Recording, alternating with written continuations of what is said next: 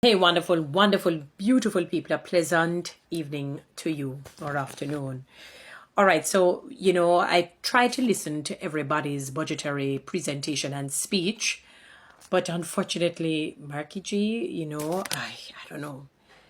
So maybe there was some disconnect. I tried, but it didn't work. So what I decided to do was to buy the Glean on Wednesday and see the points that you would have made in your budgetary speech. Yeah, let's put it that way. So, it says housing promises, public sector workers, young professionals, low income earners targeted. And it says, riding on one of the most successful planks of People's National Party PNP administrations since the 1970s, opposition leader Mark Golding has outlined a slew of benefits he proposes to put in place for prospective homeowners and public sector workers contributing to the National Housing Trust NHT. And let me interject here.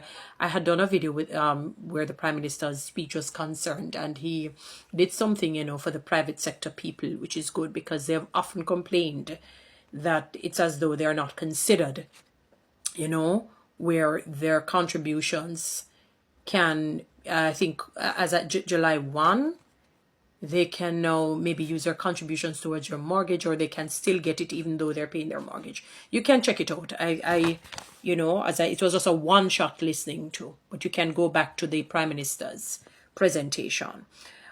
Golding, who was making his contribution to the 2025-2026 budget debate in the House of Representatives yesterday, also promised that the Housing Agency of Jamaica, HAJ, would be the lead developer of low-income housing in the island, with a plan to build 50,000 affordable houses over the next 5 years.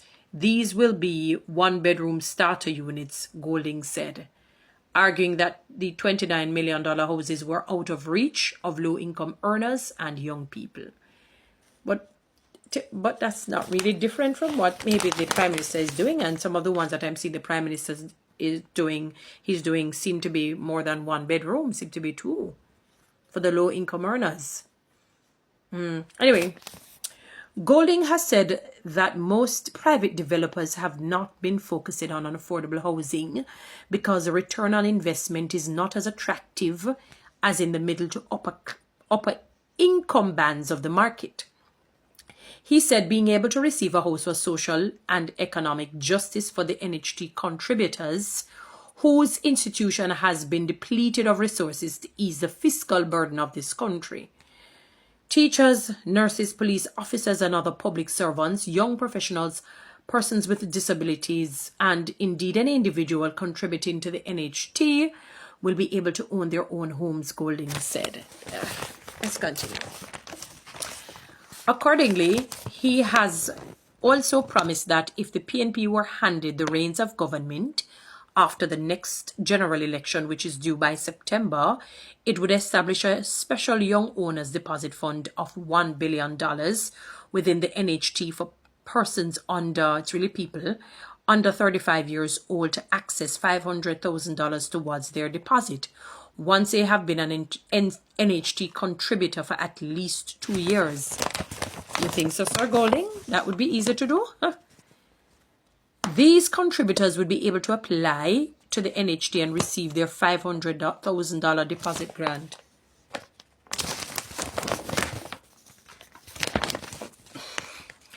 Outlining a package of benefits to public servants, young people, and low-wage beneficiaries, which he said was discontinued, Golding claimed public sector workers were hurting from the way in which the pay rationalization was done. We will restore public sector workers access to a reduction in their NHT interest, reducing their interest rates by 1%, depending on their income band, from 2% reduced to 1%, or from 4% reduced to 3%, or from 5% reduced to 4%. Police, nurses, teachers, doctors, firefighters, and all other public servants will get back this benefit, he stated.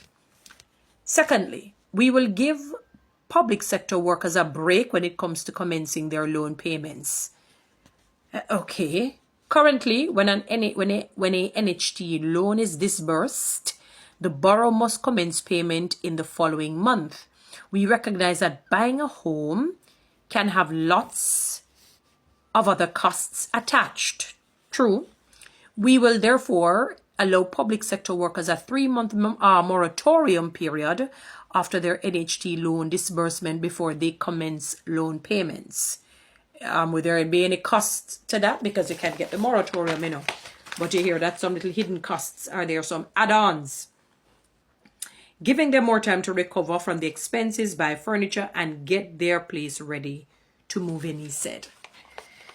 Committing also to repurpose the NHT and return to its core mandate of providing affordable housing to contributors, Golding said a PNP government would exclude the cost of land from the price of houses built by the NHT over the next 5 years. This sound like something that you probably got to invest little out of your pocket, man, Sir Golding, because me not say it's possible just like that. And pass through a reduction between $2.5 million and $3 million to contributors purchasing those homes. Well, I remember when you had got the increase 2 years ago or so, you had said that 80% of it would be given to charity. Is it that you're probably putting everything together to do this so that you can maybe out of your pocket help the people in this fashion, especially with the $500,000 grant towards a home? That I'm just asking. I'm genuinely asking. Stating that it was time for real solutions and not photo ops for public relations exercises in social housing that will not move the needle. He said the performance of the NHT was underwhelming. Citing the February 2025 fiscal policy paper, Golding said the NHT estimates slower than planned execution of its housing projects. The trust expects to commence construction of 6,366 housing units compared to its original target of 15,009 and estimates to complete construction of 2,754 compared to its original target of 3,664. This has contributed to $15.3 billion underspend in its housing expenditure, which stems predominantly from delays in the execution. It's guaranteed. Look on the next page here, beautiful people. Some of the things that I see Mr. Golding here sound like a pie in the sky, not sound real at all, sir. It no sound real at all. Let's see. All right, continuing. Purchase program, right. Outlining more goodies for public sector workers. Let's hear that. He said the current debt service ratio required by the NHT is 33.3%, meaning the loan payments cannot exceed 33.3% of a borrower's gross salary. A PNP government, he said, would extend a preferred 40% DSR, which is a debt service ratio, to public sector workers for their NHT loans to allow them room to borrow a larger loan from the NHT to buy their homes. But how would they maintain it, and how would food and everything come into play on a consistent basis if it is extended? So you have to look at that, because it might end up putting them at a more deficit financially, where they end up just finding themselves begging and begging and begging to survive, So you have to look at it deeply. The hardest hurdle for young people in buying a home is the deposit, he said.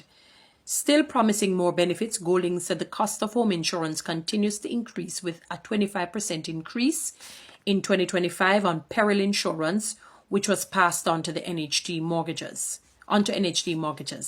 This, he said, was hard on individuals earning $30,000 or less per month. He said those borrowers would be given a break, as his government would absorb the cost of insuring their homes, which would allow them a bigger mortgage loan. That not sound normal or real. Also, what he termed the program for the orderly renewal and transformation of infrastructure in all areas, Porsche initiative. Golding said social houses would be built and zinc fences torn down and replaced with concrete walls. Furthermore, sidewalks would be constructed to facilitate persons with disabilities and senior citizens, and all 47 Operation Pride projects, which have been left unfinished for the past 9 years, would be completed. Sounds good, but don't sound real. Guys, you know what to do with TikTok and YouTube. Subscribe, give me a like, thank you.